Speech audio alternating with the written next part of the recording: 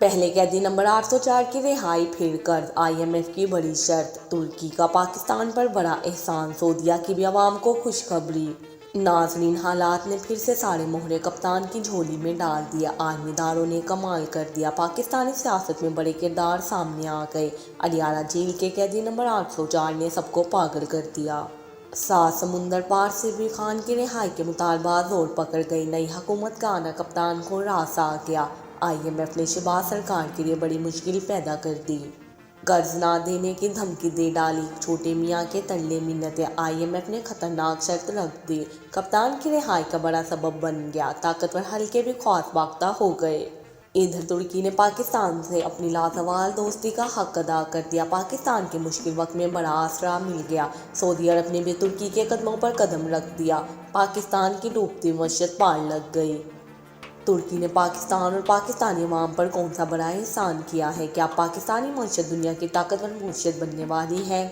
IMF نے نئی حکومت کو قرض دینے کے لیے کیا بڑی شرط رکھی ہے کیا شہباز سرکار IMF کے مطالبات کو پورا کر سکے گی ترکی اور سعودیہ نے کس طرح پاکستانی عوام کو بڑا ریلیف دیا ہے بڑی اور اہم ترین خبروں کو اسی ویڈیو میں 1 بائی 1 ڈسکس کیا جائے گا ناظرین سیانی کہتے ہیں کہ جب کوئی چیز مقررہ حد سے تجاوز کر جائے تو وہ نقصان ہی دیتی ہے اور جب سیاست میں سیاستدان حیوان بن جائے اور عوام کو قربانی کا بکرا سمجھنے لگے تو سمجھ جائے کہ بربادی کا وقت بھی قریب آ گیا ہے اس کی جیتی جاگتی مثال ہماری PDM-1 کی ہی ہے جو 1.5 سال اقتدار میں رہی لیکن عوام کو رونے اور خان صاحب کو سیاست سے دھکیلنے کے سوا کوئی کام نہ کر سکی دوستو آج کی ویڈیو انگنت حقائق سے بھرپور ہے اس میں جو پہلی اور اہم ترین خبر آپ سے شیئر کریں گے وہ یہ ہے کہ عمران خان کے خلاف ہونے والی سازشوں کو اب تک ان تک پہنچنے سے پہلے ہی ختم کیا جانے لگا اور عمران خان کے لیے اڈیالہ جیل کی جانب تازہ ہوا کے جھونکوں کا گزر ہونے لگا ہے ایک خبر یہ بھی ہے کہ اب IMF نے بھی عمران خان کی جیل سے رہائی کا مطالبہ کر دیا ہے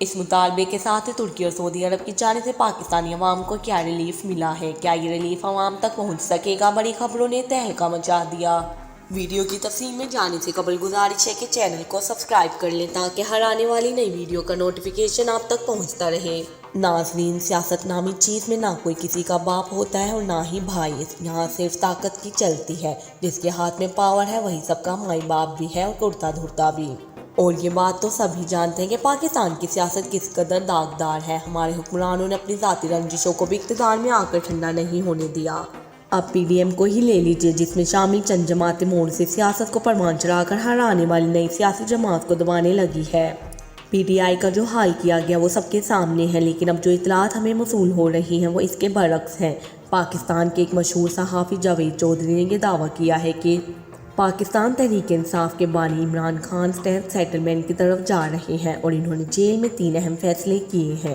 معروف تجزیہ کار جاوید چودھری کا کہنا ہے کہ عمران خان کے تینوں فیصلے سیٹلمنٹ کی طرف ہیں پہلا فیصلہ تو یہ کیا گیا ہے کہ الیکشن کے بعد جب کچھ لوگوں نے کہا کہ اسٹیبلشمنٹ نے دھاندلی کرائی ہے تو اب پاکستان تحریک انصاف اسٹیبلشمنٹ کا نام نہیں لے رہی انہوں نے کہا کہ آنے والے وقتوں میں اسٹیبلشمنٹ کا نام نہیں لیا جائے گا بلکہ 2 عناصر کی بات کی جائے گی الیکشن کمیشن کا نام لیا جائے گا اور 3 سیاسی جماعتیں پیپلز پارٹی نون لیگ اور MQM کا نام لیا جائے گا جاوید چودھری کے مطابق سوشل میڈیا پر افواج پاکستان کے خلاف بات کرنے والے PTI سے منسلک رہ چکے افراد سے فاصلہ رکھنے کا فیصلہ کیا گیا ہے ان کا کہنا تھا کہ 5 سابق صحافی ہیں جو پاکستان کے باہر بیٹھ کر PTI کا بیانیہ پھیلاتے رہے ہیں ان سے اظہار لا تعلقی کیا جائے گا جاوید چودھری نے تیسرے فیصلے کے بارے میں بات کرتے ہوئے کہا کہ علی امین گنڈا پور وفاق کے ساتھ چلیں گے SIFC میں آئیں گے ECC میں بیٹھیں گے نیشنل سیکیورٹی کمیٹی کی میٹنگ میں بھی شرکت کریں گے اور وزیر اعظم شہباز شریف خیبر پختونخوا گئے تو ان سے ملاقات بھی کریں گے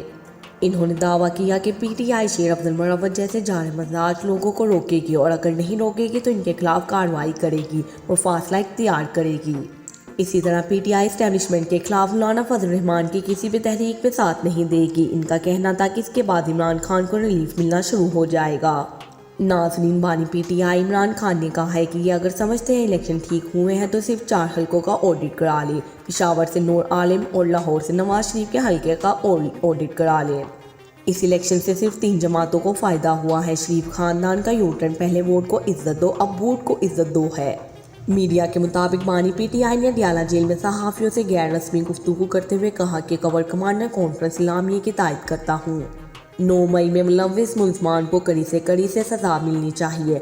हमारी पार्टी फौज के खिलाफ नहीं है। 9 मई के वाक़यात पर कमीशन बनना चाहिए।